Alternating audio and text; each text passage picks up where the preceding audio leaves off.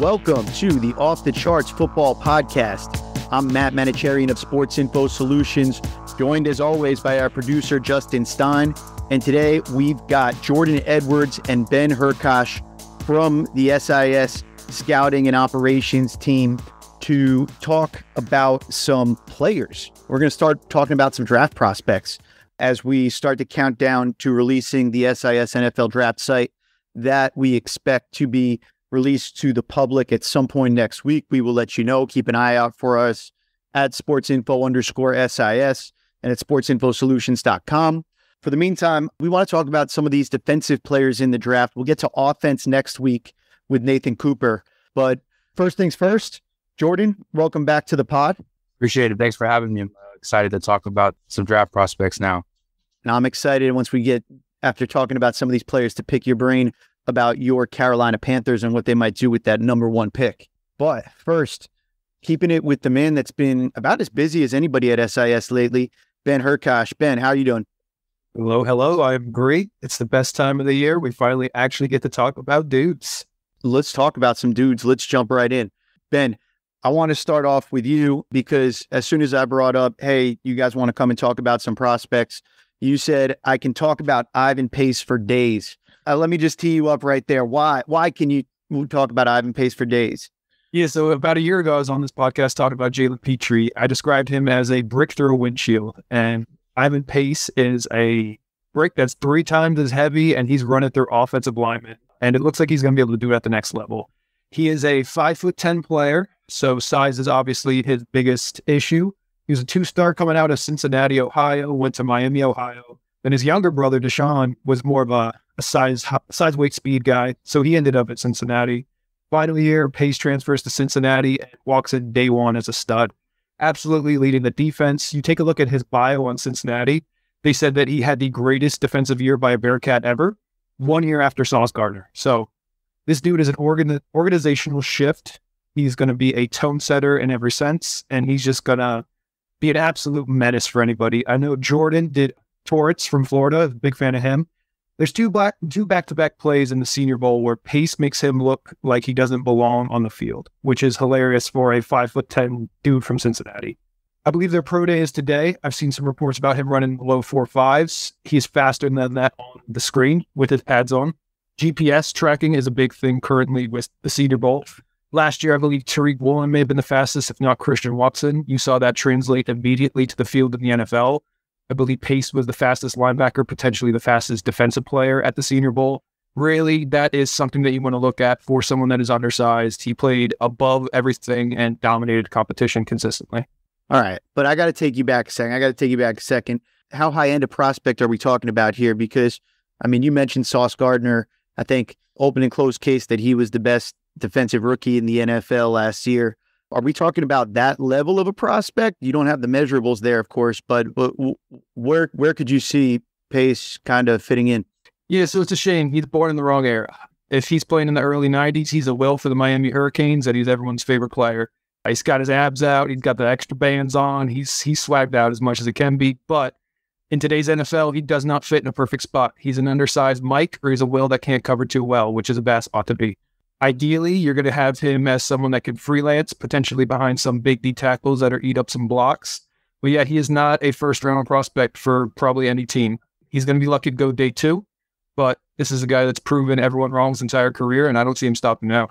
Nice. I love the passion. Not a player that I've spent a lot of time watching, so I'm curious always to hear more about that. Jordan, you had a chance to look at him at all? No, I haven't in depth as much as Ben has, but no, he was somebody I think that was all over our leaderboards for our data hub and everything like that for linebackers. And so with what Ben said though about him in the Senior Bowl against Torrance, I ended up watching that, and he was right. I mean, the physicality and toughness and just kind of that downhill, put his head down and run through kind of demeanor, it showed up. It was one of those things where Osiris Torrance is like 6'5", 330, 40 pounds.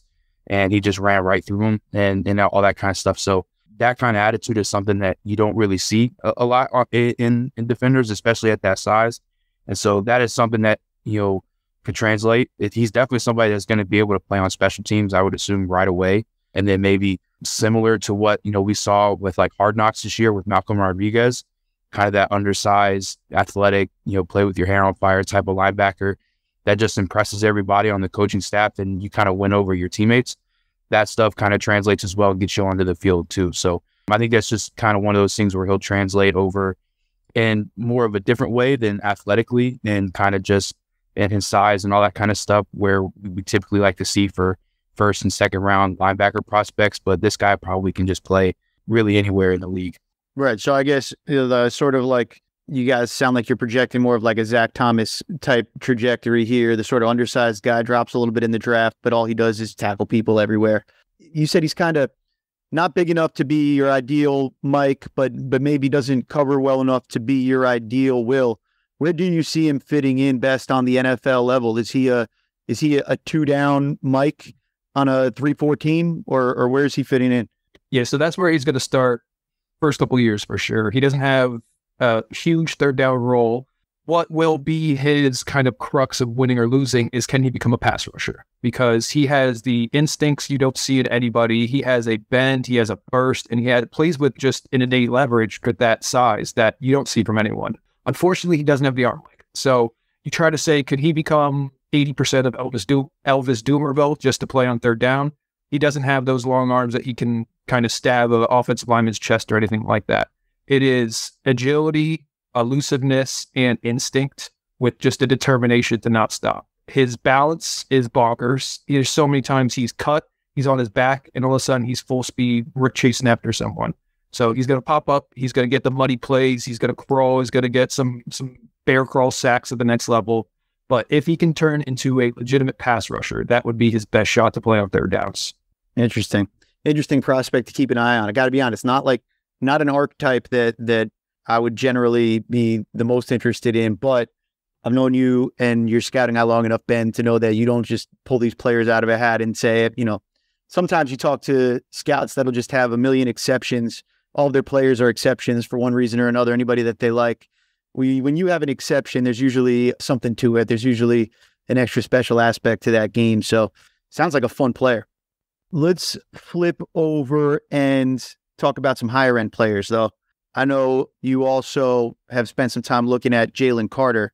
Let's keep it on the field first, because I don't want to speculate about other stuff. And to be honest, based on what I'm understanding, I don't think the off the field stuff is really going to make a big difference on the Jalen Carter. Could be wrong about that, speculating, whatever.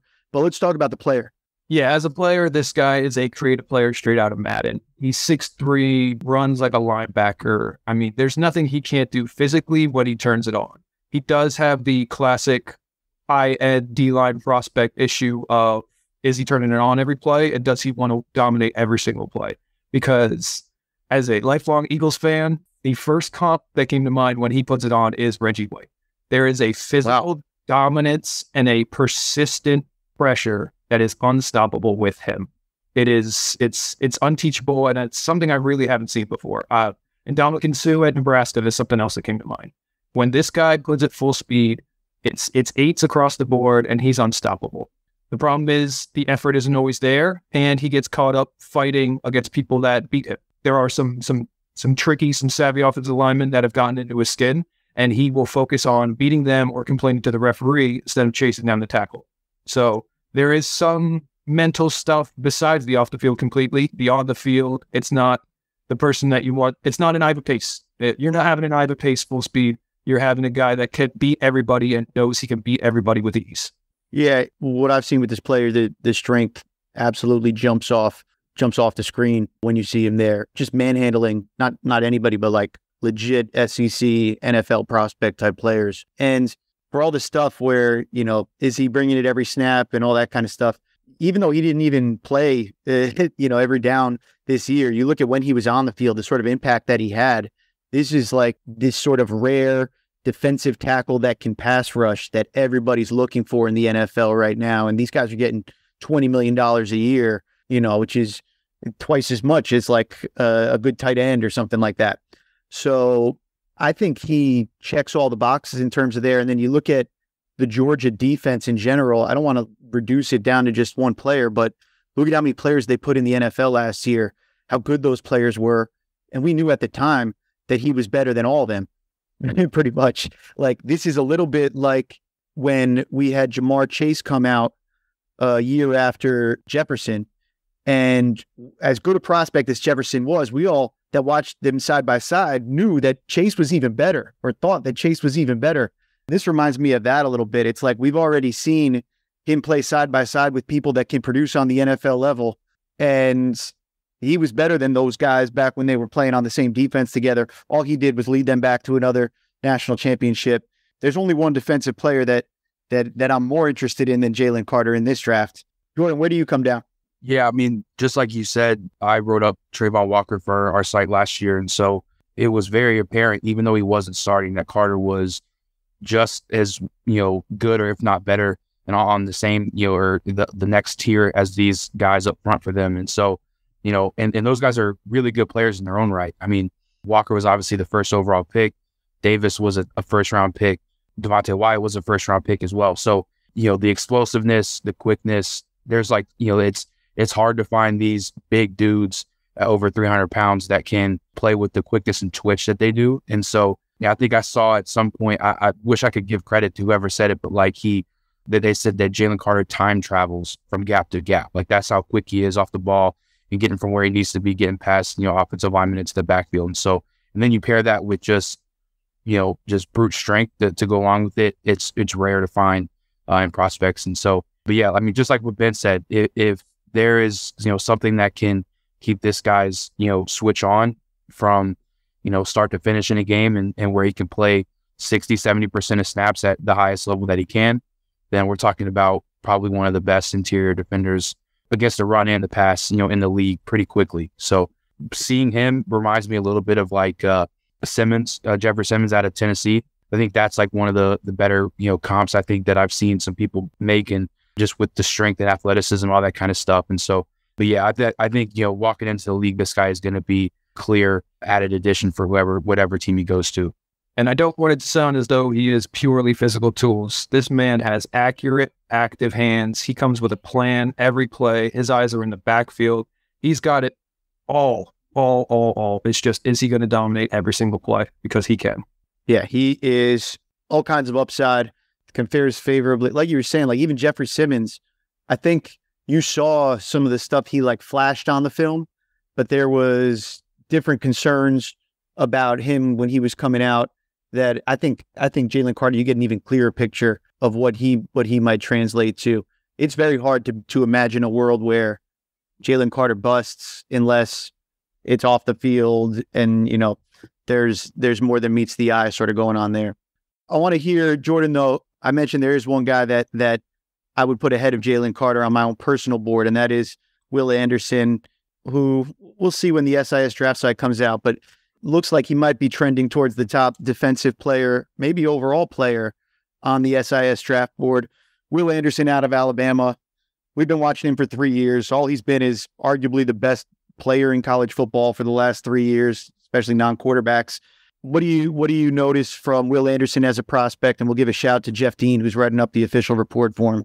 Yeah, so Jeff wrote the official report. Like you said, he's a world traveler. He's somewhere halfway across the globe, on vacation. But we'll pick it up here for him. But yeah, I mean, just even I remember the day that we were in the office and Will Anderson broke onto the scene, and Jeff just literally just said, "I got dibs on him writing his report." And so it was last year, it was the first game of the season against Miami. It was a sophomore season, and true sophomore season, yeah.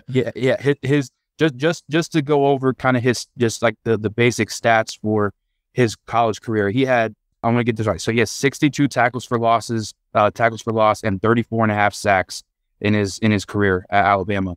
His sophomore season, he had 34 and a half tackles for loss and 17 and a half sacks with 102 tackles total overall. So he had half of his tackles for loss and sack totals in just one season at Alabama. And so that sophomore season is probably one of the best, seasons we've seen from one individual player, even going back to Tyrann Mathieu, LSU breakout year, and Jalen Ramsey final year at Florida State type stuff. And so, and then he had another year to go off of it. And so, not to say that he had a worse year this year, he was still really good. He just didn't, capitalize on and making those numbers look the same from his sophomore season, which would be really hard to do. But diving into him just as a prospect.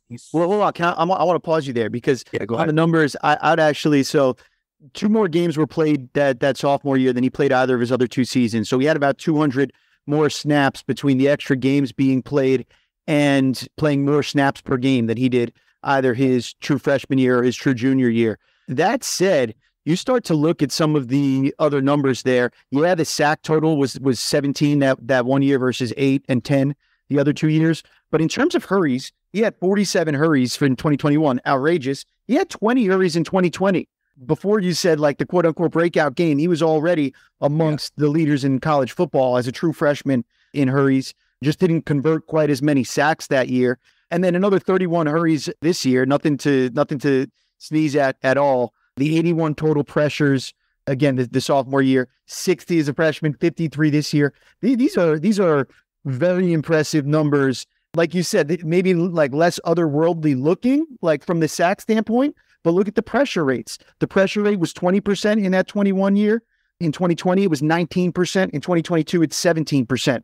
Ridiculous numbers. My favorite one, the pressures over expectation number, which takes into account where you're lining up and sort of different contextual factors about the play. If you're going up against a lot of RPOs where you're not going to have an opportunity to pass rush, different things like that. His pressures above expectation, 10% as a true freshman, above expectation, 10% as a sophomore, above expectation, and 9% as a junior, above expectation. Those numbers are ridiculous. Those numbers are like when Micah Parsons is absolutely crushing it. He's just getting to those double-digit numbers, and it's hard to sustain that over the course of the season. He sustained that over the course of his college career. He's getting 26% over his college career. He's gotten 26% of the pressures that Alabama has gotten while he's on the field. I mean, it's really crazy how productive he has been. And then, when he's looking at the combine, all he is 6'4", 250, 34-inch arms, and runs a 4.6. Like, I think this is one of my favorite prospects that I can think of in the last few years. Yeah, I mean, this feels about as can't miss as it can be. And I mean, we've had some really good defensive players come out the last few years. Chase Young, obviously, has some injuries going on and stuff, but he was, a high level. Nick Bosa, obviously, as well. Parsons was, more of a question mark in terms of what was he going to do, but obviously he has put a lot of that to bed and, a lot of those questions to bed, and he's playing like a man possessed on the football field. So this seems like this is one of these can't miss defenders. And so, but just going off of what Jeff has, wrote in the report, strengths, explosive power, pass rushing versatility, and suddenness. When this guy's in the 2-point stance and he can pin his ears back and just run to the quarterback, he closes ground extremely quickly. The explosiveness off the snap, we talk about, first step explosion a lot here. That is very, very apparent off the screen, on film. And so, but yeah, the play strength as well, we have really, really high, the range, FBI as well, the toughness, all that kind of stuff. He sets the edge as a run defender too. This isn't just a pass, brush only type of player. This guy can play in all, on all snaps throughout the game. And so plays with, kind of his hair on fire, just like we were talking about with Ivan Pace, you get that as well. The strength is there. This isn't the guy that you want necessarily dropping back in coverage as a, 3-4 outside linebacker, which is what we have projected him playing a little bit more.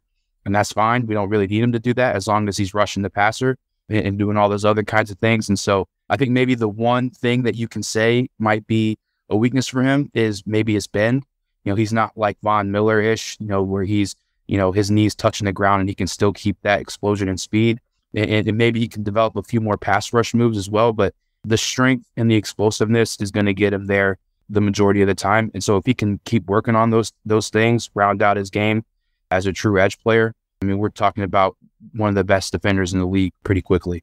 And just throwing a couple numbers on things there. He rushed 93% of his snaps this past year, 89% of his snaps overall. I think that'd be pretty similar to what his rates would be on the NFL level. This is a pass rusher.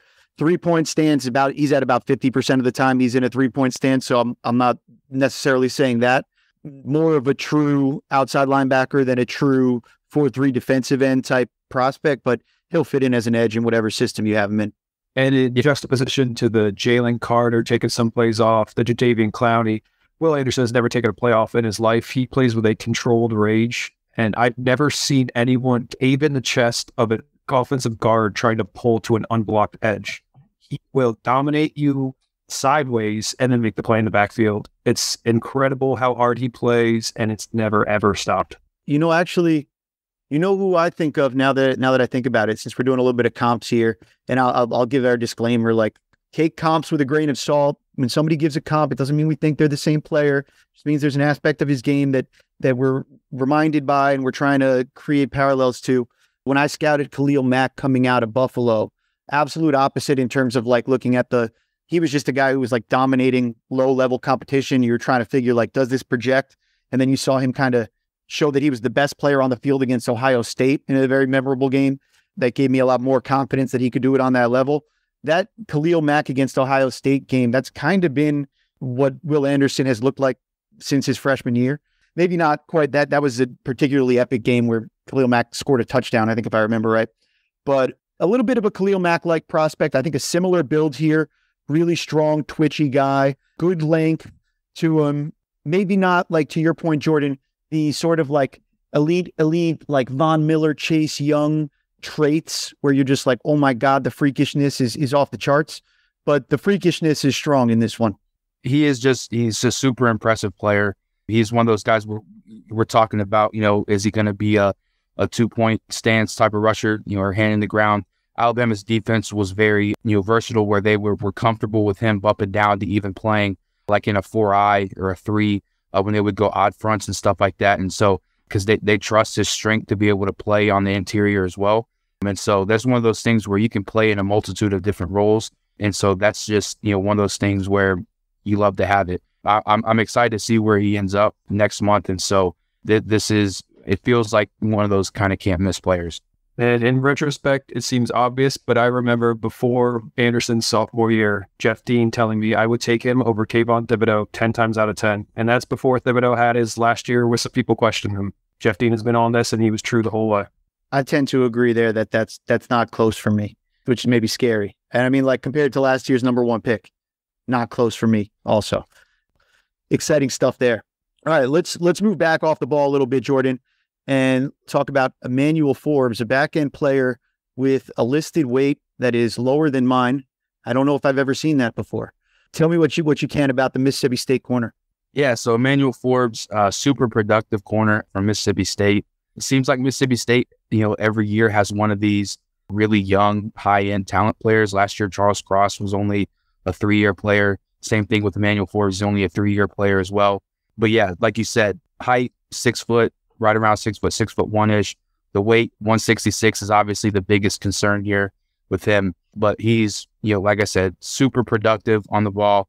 He's got really good ball skills. Just going over to just kind of basic stats here with, some interception numbers for him. 14 interceptions in 3 seasons, and then he's returned 6 of those for touchdowns. So he turns, defense into offense, scoring the ball for your offense and being able to put the ball in the end zone by himself. Super instinctive player. He's got really good awareness and football intelligence. He's got really good zone and off-man coverage ability. He's one of these guys that thrives in a role where he can look into the quarterback in the backfield, see where the ball is about to go, look at, the receivers, what's the route concept developing in front of them, rather than somebody that's going to be able to play more in press man.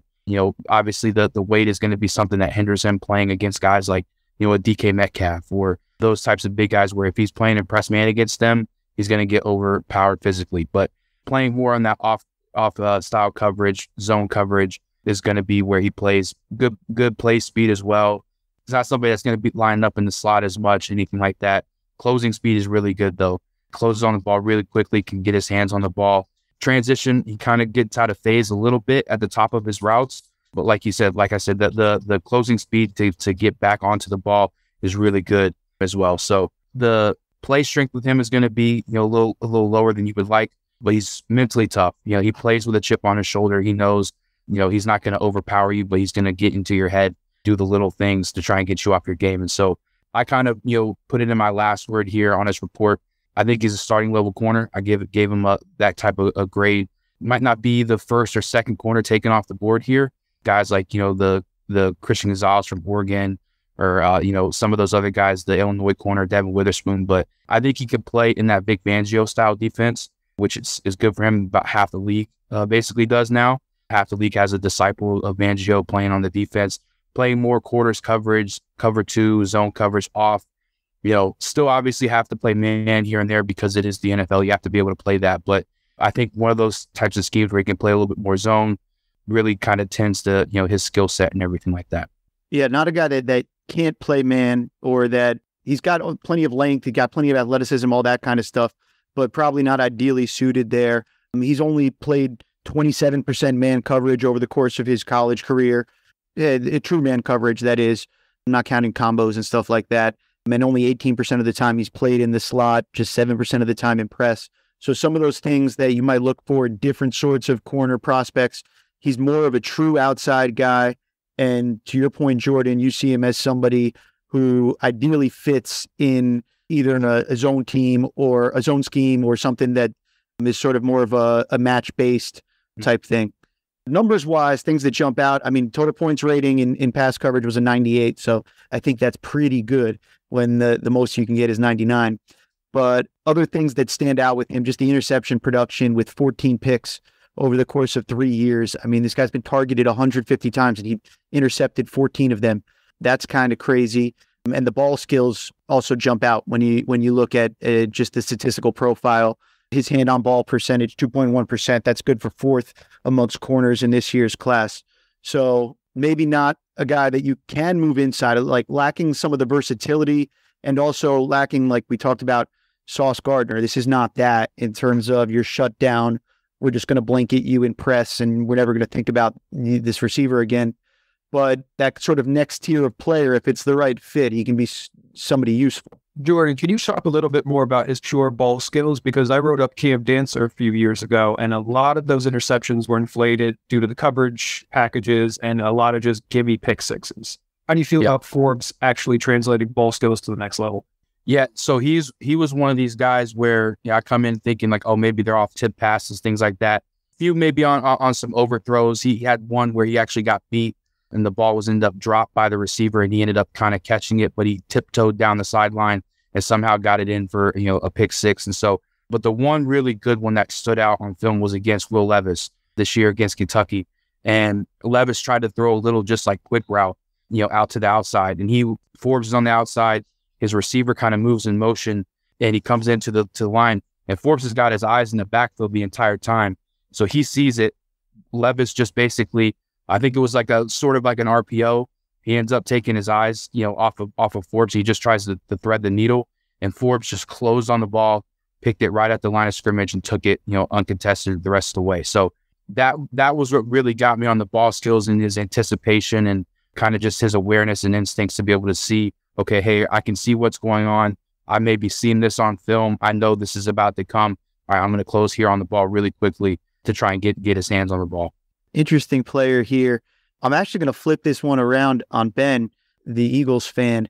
You got two corners, Bradbury and Slay, that are running it back this year, but I'd be surprised if two of them were on the team in 2024. I'd be surprised if one of them was on the team in 2024. Quite honestly, I think it's most likely that neither of them will be back there, which I think makes draft time right now corner a position of interest, especially given the depth in this year's draft for the Eagles. Am I reading that right?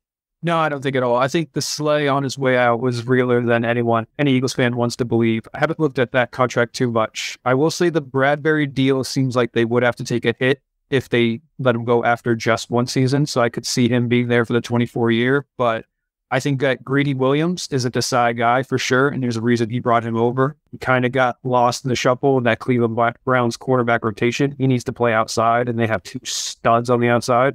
So I think that is a kind of low-key potential takeover, and I wouldn't be surprised if they come out with, say, 3 corners in this draft and next year draft combined. So it's interesting you said like he's a guy that has to play outside, because that's what's really interesting about this prospect for me. When you like a guy's game a lot, but then you're talking about somebody who really has to be an outside guy, a guy who really can't move into the slot and play there, then all of a sudden, when people talk about drafting for needs, this is when needs become important in the draft. You guys know me. I'm always saying draft best player available, get good players, and then you'll figure out people are going to get injured anyway, so your depth chart isn't what you think it is. But all that said, if you're a team that has a guy who is a true slot corner who can only be a slot and also has a versatile corner that's maybe your number one that can kind of move around, then you can really afford a player like this to be able to bring him in where he can kind of have that role. If you're a team where you kind of have all outside guys and you don't have anybody that's really well suited to go inside, a player like this becomes that much less attractive for you. And then just combined with all that, teams are going to play different amounts of zone and man to begin with. Brought up the Eagles. They were 8th in the amount of zone coverage that they ran last year at 60%. So a zone leaning team. And I think as long as they have Bradbury, they'll continue to be a zone leaning team. This could be an interesting fit for that sort of a team. I would say not a fit if you're going to try to do, we want to press you and play man-to-man all day long. So check it out as the NFL draft site gets put together. Listeners, you can check out now the team pages are all in place going forward. So you can understand how much your team is running these zone and man schemes and what might be a fit in terms of these players there. Yeah, that's a great point. You never want to draft for need, but you have to draft for scheme in some way. Yep. You need to fit. And then and then you get in trouble when you do things like when I was in New Orleans and we went from Greg Williams to Steve Spagnuolo, and we went from just needing guys who were physical and fast and could play man-to-man to needing well-rounded corners that have this, this sort of skill set that we're talking about right here. That just changes everything. Means I could talk about how Desai and Gannon both came from the Fangio tree and mixed in with the Saban principles. There's a lot of run over, so the defense should remain similar, and I'm feeling excited. All right. I think we had one more player we wanted to talk through. Trenton Simpson coming back over to the linebackers.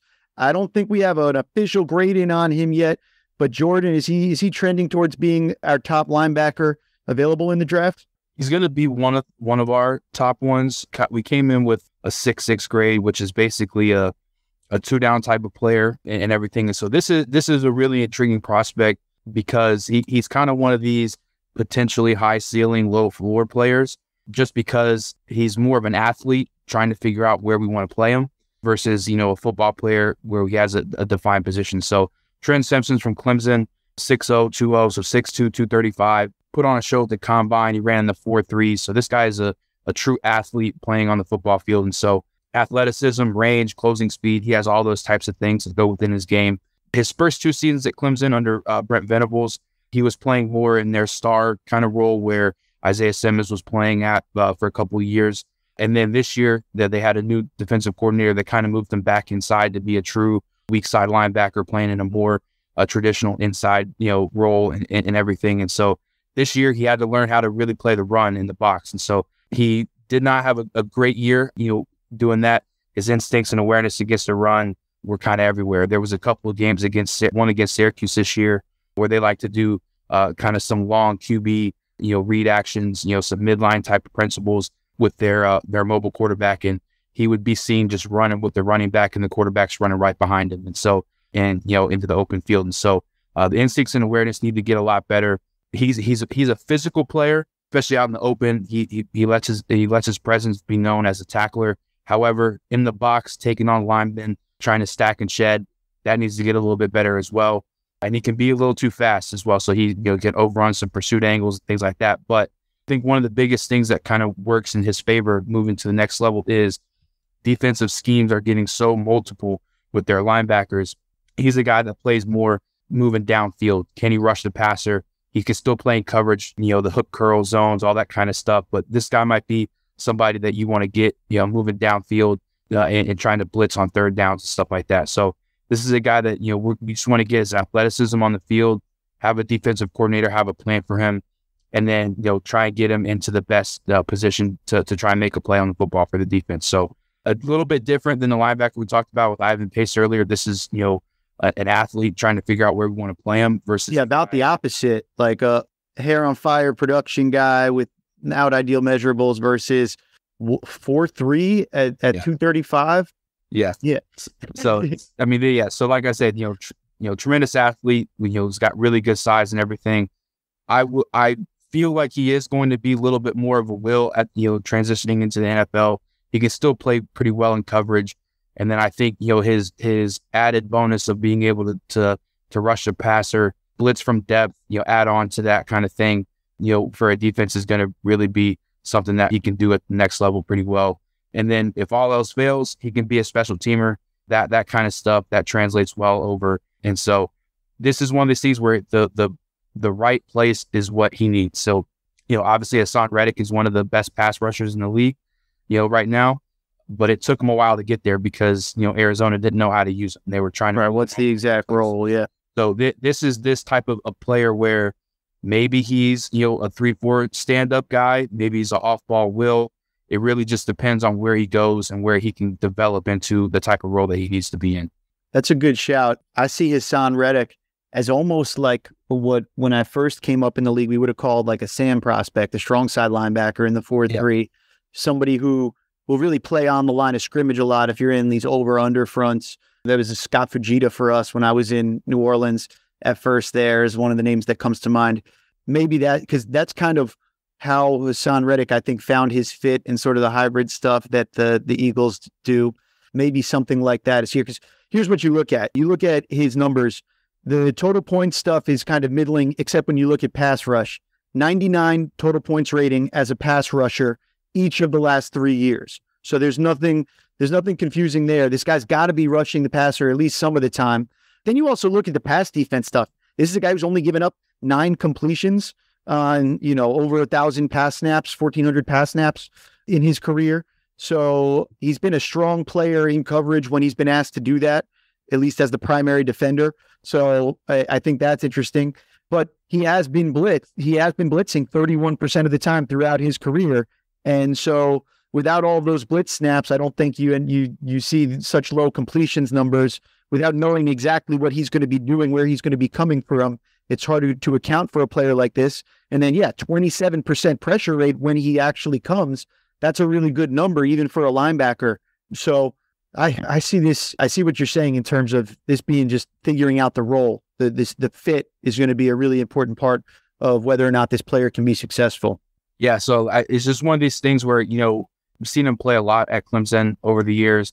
And, this is one of these things where I wasn't particularly, happy going into the season that, he was going to be changing roles. Obviously, it was probably going to be better for him to kind of take on that and maybe translates to better, going into the league. But I think this is somebody that you just want to be able to put in his best role, which is playing in space, letting him react to the ball and letting him fly, get there, make a tackle, also rush the passer a little bit, get him in disguise. He's going to be one of the best athletes on the field when he steps on to the field, in the NFL pretty much right away. And so this is one of these guys where you want him on the field. You just got to figure out how we're going to get him on, and then how he develops as a player overall.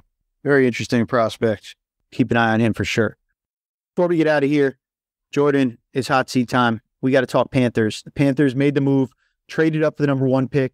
I think in terms of like compensation, I thought it was pretty fair what they gave up and what they got. So I don't really care about did they win the trade? Did the Bears win the trade? We'll find out when Justin Fields develops and whoever they draft develops. But I wanted to hear basically a couple things from your perspective. First of all, what did you think of the move, and where do you think that the Panthers are aligning themselves in the right way to compete going forward with the new coaching staff and everything that's coming in here? Or would you have liked to see a sort of different path there? I was excited when the trade was announced, because I would much rather be in the position of holding the cards and being the one to make the decision at number 1, rather than, 2 years ago when they needed a quarterback and they traded for Sam Darnold. They were at 8 and they decided to still pass on a Justin Fields and take a defensive player. And so even if that was, still kind of said to be seen, like we need to figure out, okay, is Justin Fields a true, plus quarterback? I think he will be. But, we still ended up getting a good player in J.C. Horn out of that pick. And so, can't really complain. But I'm much happier that the people in place making this decision seem to have their head on a little bit more straight than the last guy that was in the chair in that rule. And so I think with, Frank Reich, obviously a head coach, Thomas Brown, the new OC they got from the Rams, I think is going to be a candidate here soon. You got Jim Caldwell, who's not even going to be a traditional coach. He's a special assistant, basically. That's going to help as well. And then you got Josh McCown, who's getting head coaching offers, and looks, or not offers, I should say, interviews and looks before he's even truly a coach in the NFL, I think is definitely going to be good as well. And so, and a lot of the things that they've done in free agency, I think is going to help out as well. Obviously, they trade away DJ Moore, which would obviously help the quarterback that is going to come in, no matter who it is. But I think, as much as I like DJ Moore as a Panther, he is a number one receiver. He might be better as a 2, but I think he's somebody that you feel like you can replace to a certain extent, and get a better prospect potentially. And so I would much rather have the chance at taking the franchise quarterback than having DJ Moore and then possibly not getting the quarterback and staying at 9, or getting the guy that you don't really have as much conviction in to make that decision at, whether they ended up trading up to 4 or 7 or, whatever. And I would much rather have the decision to say, okay, hey, we love Bryce Young, or we love CJ Stroud, or we love Anthony Richardson or Will Levis. Like, I would much rather have that be the decision rather than having to wait for it, because that's what they tried to do the last few years. And I would much rather have that, the number one pick, than be, sitting back and waiting on draft night. Right. Well, I mean, hopefully it's like the Bengals versus the Chargers a couple of years ago. Joe Burrow at number 1, really good. Justin Herbert falling into your lap, also really good. But going back to what you said there, what stood out to me is sort of your trust in that list of names that you reeled off of people that not only have impressive resumes, but I think have really positive reputations in league circles as being good people. Mm-hmm. And, the combination of feeling like you have smart people and good people in charge who are going to get their guy in here and build that way. I can see why you like that. Even if it costs you a beloved Panther, you can understand the roster building philosophy of the defense has some really good players on it. Let's try to keep building from there, and let's straighten things out up front and with the quarterback on offense. And once we get those into place, filling in receivers isn't always the most challenging thing. These guys exist. They're maybe not the super top end, but receivers are out there. I mean, once you fill that other stuff, I think that's doable. Yeah, and I am very, very happy with their offensive line coming in to this year. They ended up keeping the offensive line coach, bringing him in with the new staff as well, very well regarded, and they're going to basically return all 5 starters from last season. Last year, they started the season with Pat Elflein at center, who they just recently cut, but he got hurt halfway through the year, and then Bradley Bozeman came in, started the rest of the way. They re-signed him in free agency. They've got 2 bookend tackles right now. Left guard is probably the biggest concern with Brady Christensen. He didn't have the best season, and he was a tackle in college, and now he's still kind of transitioning into more of a guard role. And then they've got Austin Corbett, who's one of the better right guards in the league as well. And so as a unit, that's one of the best, I think, coming back, looking forward to the next season, coming back into the league. And so whoever the quarterback is, they're going to be well protected on paper right now. And so I feel good about what that's going to look like next year. And so then you bring in, Deuce Staley to be the running back coach and associate head coach. And then he brings his guy, Miles Sanders, that he had with the Eagles before moving to the Lions. And so then you get, some more veteran players to be able to round out your weapons, because it was pretty scarce there for about a week. And then, so they add, Thielen and Hurst, to the mix, and they still were able to keep the 39th overall pick, which is huge. There's probably going to be some type of receiver that can kind of, take the top off the defense that should be available around then. Or we've seen, receivers get moved. I think the biggest thing you can see right now in the league is if you want a true number 1 receiver, you either have to draft him or you have to trade for him. And so if that DeAndre Hopkins is available, he's a Carolina guy, he grew up in South Carolina. Could they move the 39th pick for him? That's something that it could be on the table as well, to about whichever QB you have. And so I don't even know if he costs that much, because honestly, he needs to get paid, and teams have had issues with that aspect of him. Yeah. So, I mean, even if it doesn't cost that, that's something that you could possibly look into. So like we said, kind of with the Panthers, they gave a decent haul away. Obviously, they still give away 2 first-round picks, 2 seconds, and DJ Moore. But this year, they still have a 2nd-round pick. They still have a 3rd-round pick. And all they're going to be missing next year is the 1st, and then in 2 years, a 2nd. So they're still going to have assets to be able to move to try and improve the roster and build around whichever young QB that they have. And then we should talk about that one. You mentioned that you could have taken a drive yesterday to meet with the 11 or so Panthers staffers that were at the Ohio State Pro Day. Today, as we speak, we're getting ready for Alabama. I think, well, what do we got? Levis tomorrow and Richardson next week, or the other way around? Yeah, so Young today, Levis tomorrow, Richardson next week. So, but I live in Columbus here, so yesterday was a big day here with the Ohio State Pro Day. My first impression when the trade happened was, okay, this is for Stroud, because it seems like coming from the combine, it looked like, okay, hey, Stroud is the type of guy that Reich might like a little bit more size, accuracy, experience, all that kind of stuff. But Bryce Young might be the best quarterback just because he's got like this kind of it factor about him and the playmaking ability, all that kind of stuff. And so it's the size that holds you up. And so I think it's pretty much a two-man race, that it's up to two with Young and Stroud. I think there's maybe a little bit of smoke there with Anthony Richardson. However, Frank Reich has said kind of in his press conferences and things like that he likes quarterbacks that have at least, 1,000 snaps, 2-3 years experience. That's, I think even more snaps than that. I think he may have even said 2,000. And that's not something that Richardson has. And so I'd be hard pressed to feel like that they would take a chance on Richardson at 1 and roll with Andy Dalton for a year, because I don't know if Richardson could play right away. I tend to think that this is a Stroud Young kind of competition, and I would give the hand to Stroud right now.